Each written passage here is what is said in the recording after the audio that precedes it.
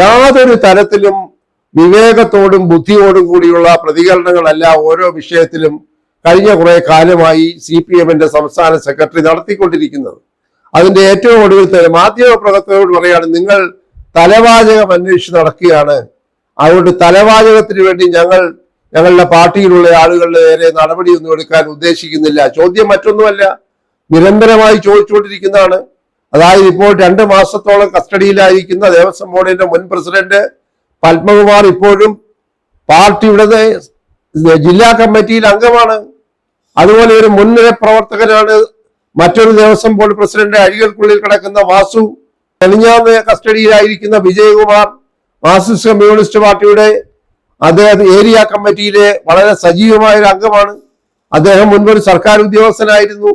സർക്കാർ ഉദ്യോഗസ്ഥനായിരുന്നപ്പോഴും CPM service സംഘടനയുടെ തലപ്പത്തിരുന്നയാളാണ്.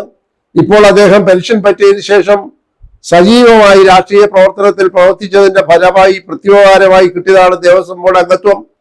അങ്ങനെയൊക്കെയുള്ള ആളുകളുടെ പേര് ഒരു നടപടി എടുക്കാൻ പോലും കഴിയാതെ ഈ ഒരു തരം ധാർമ്മിക ബോധത്തെക്കുറിച്ചും സത്യസന്ധതയെക്കുറിച്ചും ഒക്കെയുള്ള കീർവാണം ബാലിശവും ദുർബലവുമാണ് എന്നുള്ളത് അദ്ദേഹം മനസ്സിലാക്കിയെങ്കിൽ നന്നായിരുന്നു.